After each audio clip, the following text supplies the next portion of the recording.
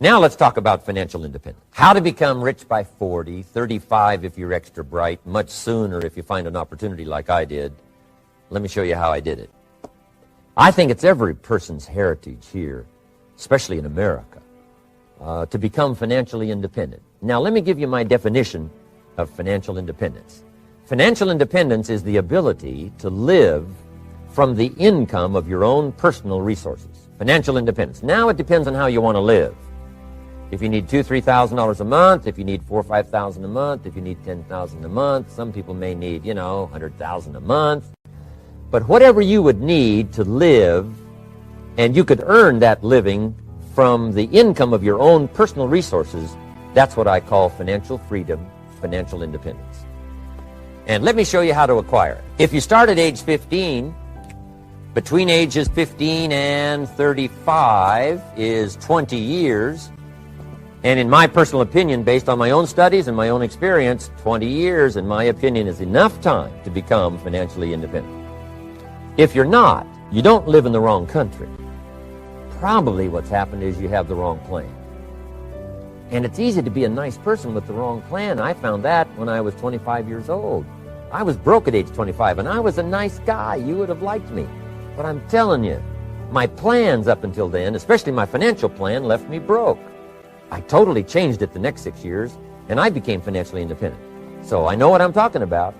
It is possible in a reasonable amount of time, 15 to 35, whatever, 20 years time, enough time. You can do it in a much shorter period of time, like I did if you want to. But this is a reasonable enough time. But here's number one. First of all, you got to have the right philosophy. Philosophy is our ability to gather knowledge and sort through it and decide what's valuable.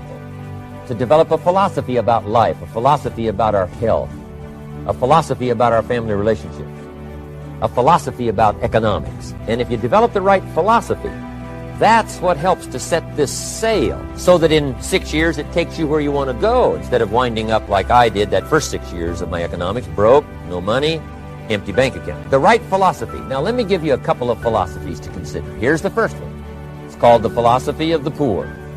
Poor people usually spend their money and invest what's left. That's the philosophy of the poor. Now here's the philosophy of the rich. Rich people invest their money and spend what's left. And here's the startling answer. It really doesn't matter what the amount is. What's most important is not the amount. What's really important is the philosophy.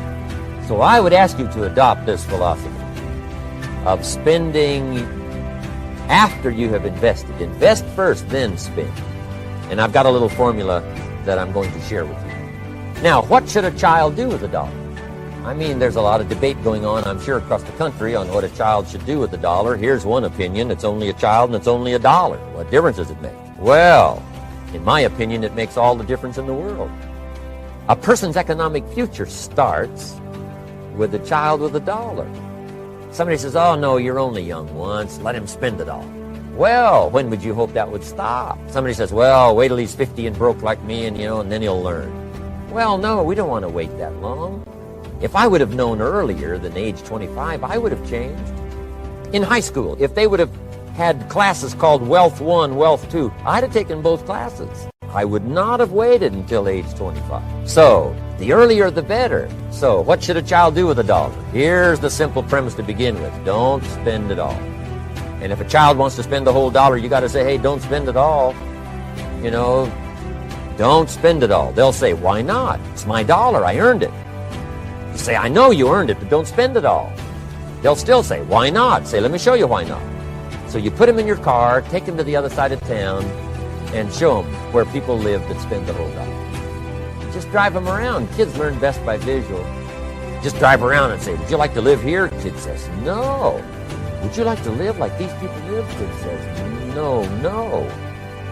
Then you can't spend the whole dollar. So kids will get the message. So, take them to the other side of town, show them around, unless you already live there, and then just show them around. Anyway, don't spend the whole dollar. Now, let me give you my best view of what to do with $1. And I promise you, if you started at age 15, now if you're over 15, right, You've still got plenty of time. You still got 20 years. You know, if you're 30, you still got 20 years. I mean, you know, you still got plenty of time to start what I'm about to share with you. What to do with $1. Here's my first bit of advice. Never spend more than 70 cents. Never spend more than 70 cents. Now, you got to pick some number, and the number you pick is going to be determined by your philosophy. It's going to be determined by what you've been taught or your experience teaching yourself. When I first met my teacher, Mr. Shove, I was at about 110% of each dollar. You know, I'm down at Budget Finance, hawking my furniture and my car one more time. And then I learned a whole better formula for financial independence. Number one, don't spend more than 70 cents. Now, kids say to me, well, okay, what do I do with the other 30 cents? And here's what I teach them. 10 cents for charity. Charity or church. Or helping people that can't help themselves. 10 cents to support worthy projects. Projects that you feel good about. 10 cents out of every dollar. It's called being generous with part of what you've taken out of society. Now, in my opinion, nothing teaches us character better than generosity. No class, no teacher, no book teaches character better than generosity. And the best time to start is when the amounts are small.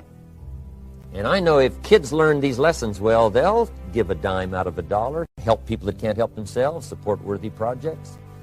Or if you belong to a church, they teach tithe, piece of. That's very important. Now, because when the amounts get larger, sometimes it's a little more difficult.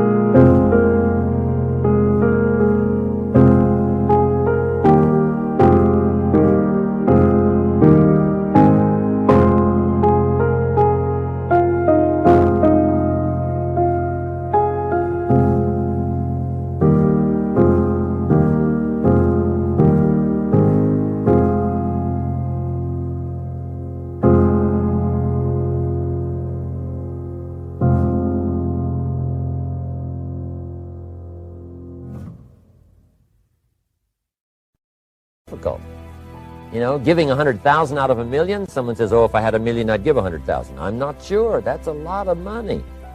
So the time to start is when the amounts are small. 10 cents out of the dollar. Okay, next 10 cents I call active capital. Active capital means do something to make a profit. Active capital. Set aside a portion of your income. Wages are okay, but I'm telling you, wages will make you a living. Profits will make you a fortune. So set aside part of your income as capital, called active capital. Any kind of project you can possibly think of, you can possibly come up with. So, 10 cents out of your living, out of the money you earn, set aside for capital. Capital to try your best to show a profit. I mean, you know, it doesn't take long to figure out some enterprise that'll start making a profit. Then you must jot this down if you're taking notes. Profits are better than wages. One, you can't usually start wages until you're about 16, 15, 16. But you can make a profit long before you're eligible to start earning wages. And then there's no limit to profits. And they can double and triple and quadruple. You know, there's no limit. It's incredible how fast profits can grow. So profits are better than wages. Wages make you a living. Profits make you a fortune. Now, the third 10 cents is vitally important. I call it passive capital. Capital you let somebody else use. A financial institution, stocks and bonds, mutual funds, whatever. Let someone else use it. You furnish the money. They use it to make a profit, but they pay you for the use of it, called interest. And here's one of the things that'll make you financially independent fairly quickly, and that's called compound interest. And this is how you get it. Letting someone else use a portion of your money, your substance. They show the profit. They pay you interest. And this passive capital, I'm telling you, over a sustained period of time, if you'll develop this little 10, 10, 10, and 70, especially starting at age 15, I'm telling you, by the time you're 35, you will be financially independent. You'll have the ability to live from the income of your own resources. And then one more point on passive capital. There's a Bible philosophy. I'm an amateur on the Bible, but there's a Bible philosophy that teaches the borrower is servant to the lender. And if you want to be in a powerful position as you grow older, finally when you become mature, maybe have your own business,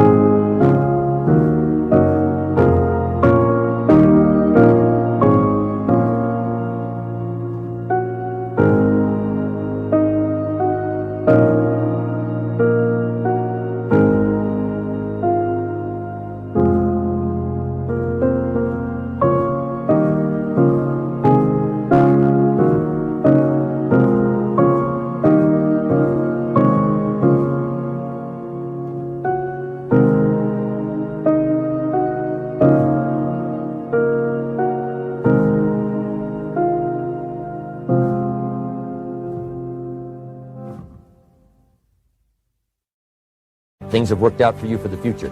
The position you always want to be in is the power position, and that's called the lender. The lender is the power position. I want to be is one of those lenders. That's the power position, not the spender. No, you'll be pitied the rest of your life if you just become a spender. You got to become a lender. And I think this is one formulas to follow. 10 cents out of every dollar. Let someone else use it. Be the lender, power position. Then try to show a profit. Take $1, search the neighborhood, find a broken wagon, pay $1 for it, bring it home, clean it up, sand it until it's clean, paint it red till it shines, straighten out the wheels till they're true, take it back to the neighborhood, sell it for $5. Anybody can do that. Deserve $4 profit? And the answer is yes. Society now has a mended way. That's what America's all about. Finding something, touching it, making it better, making a profit, taking part of your resources, helping people who can't help themselves. Let someone else use it to make a profit. Some projects require more capital than one person has. Exciting. And then let them pay you for the use of it. America's had this philosophy now all these years. Communism has taught all these years capital belongs in the hands of the state, not in the hands of the people. We've been teaching all these years capital belongs in the hands of the people, not in the hands of the state. And we turned out to be right. Capital in the hands of the kids, capital in the hands of the people. Enterprises that make a profit, enterprises that grow. It's the hope of our future. So that little simple formula, I hope, will help you. Now, one more key on financial independence, and that is attitude. Here's number one. I used to say, I hate to pay my bills. My teacher straightened me out on that. He said, let's see, Mr. Rohn, what you hate to do is pay $100 on an account and reduce your liabilities and increase your assets. I said, well, no, not if you look at it that way. He said, well, it all depends on how you look at it. So wouldn't you love to pay your bills, reduce your liabilities, increase your assets? You got to have that kind of attitude. I found out the same attitude about taxes. I used to say, I hate to pay my taxes. And Mr. Shove said, well, that's one way to live. But don't you understand? Taxes is how we care and feed the goose that lays the golden eggs. Wouldn't you want to do your share? Someone says, yes, but the goose eats too much. Probably true. But hey, we all eat too much. We all need to go on a diet. Better a fat goose than no goose. So I finally became a happy taxpayer. Now, I think taxes are too high, so I'm working to get taxes lowered for our economic future. But then whatever they turn out to be, I gladly pay, do my part, makes the whole system run, each of us doing our part. Now, I want you someday to be financially independent. I want you to have the personal development so that you feel good about yourself. Maybe this video will reach you somewhere, and it'll have an impact on your life. The question is, why not you? Why not you? Why not you starting to make progress toward financial independence? If I can do it, you can do it. If we can read, you can read. If we can change, you can change. If we can figure it out, you can figure it out. If we can turn it around, you can turn it around. There isn't anything you can't accomplish. That's what those testimonials would say. And so I want to say it to you personally. Why not you? You've got the brains, you've got the stamina, you've got the vitality, you've got the interest, you've got your life ahead of you, you've got the future. You can do it. If anybody can do it, you can do it. If one of us can do it, hey, we all can do it. What a good time to start this process. Personal development, growing, changing, developing, having a good plan for your money and for your life and for your future. Until then, I wish you the best. I want all that I've gotten to be yours and much, much more. God bless. Goodbye.